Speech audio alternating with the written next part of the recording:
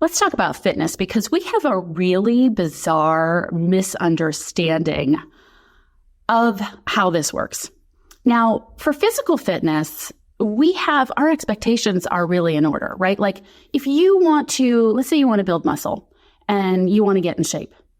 There's no expectation that you're going to walk into the gym one day. You never were there before, but one day you walk in and you do a little workout and then you leave and you're like, oh my God, I have all the muscle I ever wanted. I look exactly the way I wanted to look. This is amazing. Fantastic. Nor do you have the expectation that if you were to stop going to the gym and working out and you were to start eating all the things again and just doing whatever you wanted, that you would maintain the way that your body looks that you want it to look. We all know that. We have an expectation that if I want to lose weight or I want to get in shape, there's going to be a practice that I'm going to have to get into. And I'm going to have to do it every day. And it's going to take some time. And eventually I'm going to start to see the effects that I want to see. And oh, by the way, if I stop doing all those things, those effects that I want to see are going to start to revert to what I didn't like until I start again. That is our expectation of fitness. We all know it. Anybody would say, well, that's ridiculous if you think that because you think to yourself, oh, I want to get in shape, and you walk into a gym, that then it's all going to get better, right? We can agree on that. I'm sure we can agree on that. Why don't we have that same understanding with mental fitness? Where have we gone wrong that we don't understand what it takes to begin to try to master this machine that is the mind and the body? I've said this before, it is a machine. It works on its own. The mind will go wherever it damn well pleases to go. And in order to begin to grab some of its attention, in order for us to begin to be able to get fit, mentally fit, it takes some practice. Because of neuroplasticity, we know that we can change the very makeup of our neural networks. It can be seen on a scan. When we're doing practices, our brain changes. And we will begin to see, oh, wait a minute, I lost my mind. I used to lose my mind every time this happened. I don't feel myself losing my mind anymore. Wait a minute, something's happening. Like, yeah, I feel a little irritated maybe, but gosh, I don't feel that surge of adrenaline that makes it absolutely impossible for me to not go gossip right now. Like, I feel a little modicum of control of how I choose consciously to deal with this situation. Oh, here I am experiencing some empathy. Normally, I would just totally be losing my mind on this person right now, right? That happens over time. If you don't do the practices, right? If you don't, different ways that I teach it are through positive intelligence, through heart math, through meditation. There's all kinds of different tools that we are given and that we know about that are proven to help us master our brain and our body, help us regulate our nervous system, have us have more of a pause in between the moment that something happens and we react, help us shorten the refractory period from when something happens and how long we stay irritated by it, help us practice opening our heart, opening the right center of the brain instead of the left. When we stay stuck on the left in stress, we're circling a drain. We're thinking, how do I deal with this? What do I want to do? Why did this person do this? Why did that person do that? In the right, we are just in observance and we have an ability to access the empathy circuitry. We have an ability to access creativity, community, collaboration, laser-focused action. And if we practice mental fitness, if we practice the mental muscles and grow those mental muscles, just like our physical muscles start to grow, so will our mental abilities and the larger and larger issues that we have that normally would have set us off. Now, instead, we are much quicker, sometimes instantly, in a state of saying, oh, wait a minute, everything can be turned into a gift and opportunity. let me start to just sit in this, be with this, and see what the gift or opportunity may be. Now, oftentimes when we start to learn this, or I teach this to people, or really just anybody, right? Like we're human, right? So we can get into a practice. How many of us have gone to the gym and gotten in shape and then we stop, right? And then we have to start up again and, whatever. You go on vacation, you get out of the habit. All of these things are habits because our body and our mind is a habit-forming machine. That's really all it is. But a lot of times what happens when people learn this information is they're like, oh my God, this is so interesting. Yeah, I can see how this works. And they're getting a few wins here and there. And then they really, though, don't pick up the practice or they stop the practice. And they try to observe their behavior or get them out of the funk that they're in using their mind. And remember, your mind is what got you in that problem to begin with. So what happens is, and we were just discussing this in group the other day, is, people will say, oh, I was able to, really see what my reaction was in this moment. And I had a different reaction. It was great. Or they'll show up and they'll be like, oh, you know what? I just can't get around my saboteurs. They just keep beating me up and I'm trying and I'm working, but I can't. And the question is, okay, well, what's your practice? What are you doing when you wake up in the morning? What are you doing throughout the day to practice self-remembering, bringing yourself back to self, right? Like, what are you doing to stop and bring yourself to presence? What is that practice? And they say, well, I'm not doing anything. I say, well, then basically the successes that you're having are just happenstance. You will sometimes have a great experience. Something will happen and you'll become aware of it, right? Maybe all the stars are aligned. It's like, oh my God, here I am doing this thing again. How do I want to do it differently? And you're using your left brain to kind of figure that out. And maybe your body is not dysregulated to the point that you can't figure that out.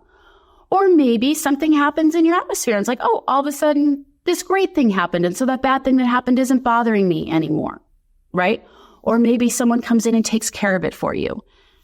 That cannot be credited to your mental fitness getting better. That is happenstance. The only way that you begin to live your life with more of a positive mind and less of a negative mindset, the only way that you begin to bring success into your life with ease and flow, the only way that you begin to attract and manifest the life that you want, the only way that you begin to feel a sense of inner peace, a connection with your inner knowing, an alignment with what you're all about and who you are here to be.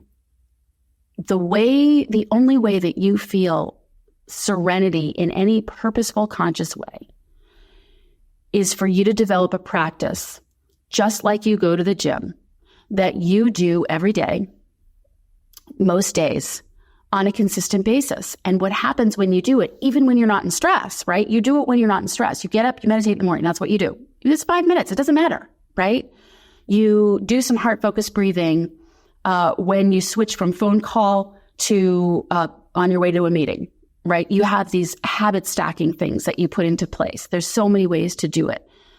But when you do that regularly, and also in moments of stress, instead of running, into, up to your spouse or into your office mate's room or picking up the phone to gossip or complain or, get upset about something. Instead of doing that, wait a minute, I got to regulate my nervous system. I got to slow my brain and body down.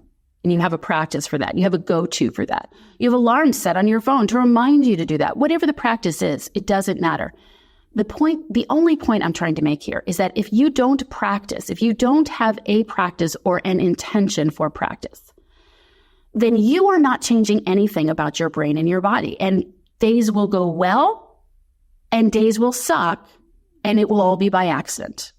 It will be, oh, well, something good happened today, so I feel good. Something bad happened today, so I feel bad. And you will have given up your free will to determine the way that you want to live, the type of relationships that you want to have, and how you want to feel all day. And that is a basic fundamental tenet that we know about our physical fitness. And for some reason, we don't realize it about our mental fitness. And so people tell me all the time, oh, I'm very self-aware. And I've always been very in tune with myself. It's bullshit. I've been in tune with myself too.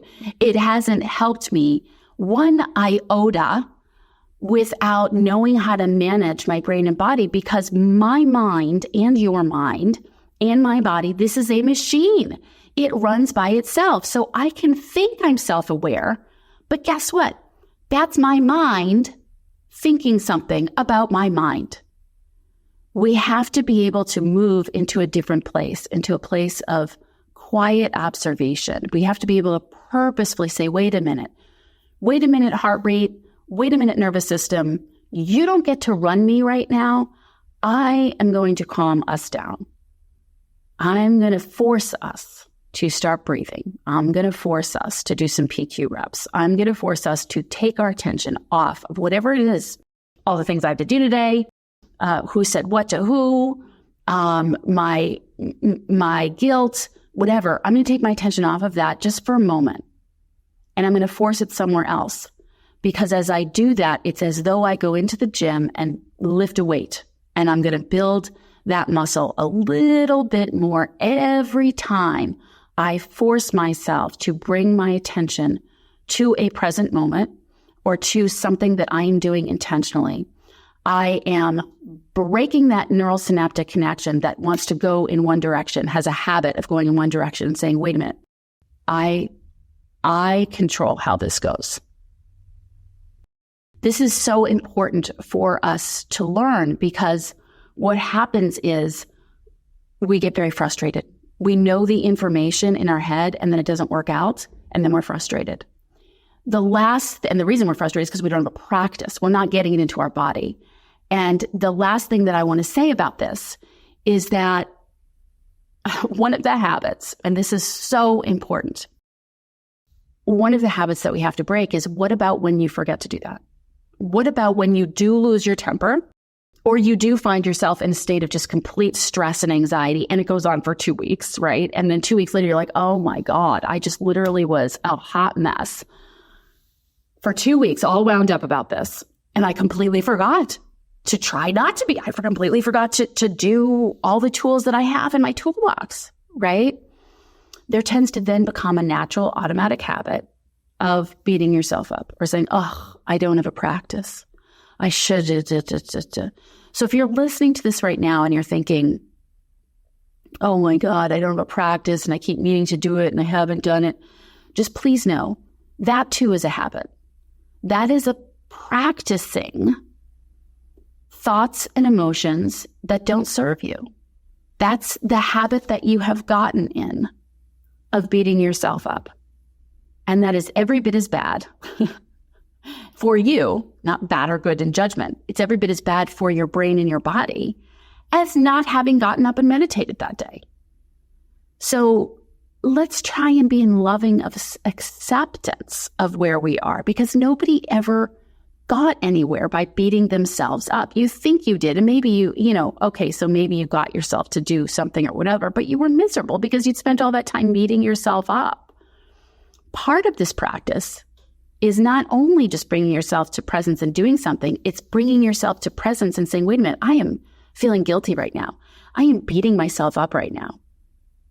Let me take a moment now and breathe in and out of my heart. Let me take a moment now and just love that part of myself that wants to judge me because I lost my temper or because I didn't get my practice zeroed in. Listen, I go for long blocks of time where my body does not want to get up and go meditate. And it doesn't. It doesn't. And the mind and the body is a machine. So sometimes I can force it to sit down and my mind will just run and run and run and run and run. And I think I have an opportunity to force it out. I don't. It's more powerful than I am. And so sometimes I sit there and I'll watch it. Sometimes I won't do it at all. Sometimes a week will go by and be like, oh, I have not gotten up and meditated any day this day. Wow, no wonder I'm feeling this way.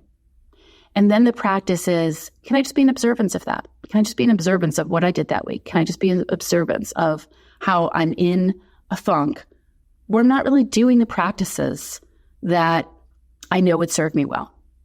Let me just watch that part of me. That's a practice too. I'd love to hear your thoughts about this episode and where you're struggling with. Put it in the chat. Reach out to me. Let me know how I can be of support of you. There's so much information and practices that we have out there. There's no reason why any one person any longer should not be aware that there are things that we do to master our brain and our body so that we can live with more ease and flow. We can have better relationships. We can have laser focused action. We can have more empathy toward ourselves and others. We can create more success, and we can have more health and wellness in our lives. And it's not related to taking a pill. It's not related. Not that those things don't sometimes help or need to happen, but there is so much power inside of us, so much power inside of you. But we have to do the practices that help us connect with that, because we've really been trained otherwise in the meantime. So if this was helpful to you, please follow, like, share, download, let people know about this podcast, because more people really need to have this type of information. And with that, we'll see you next time on the Intuition Incubator.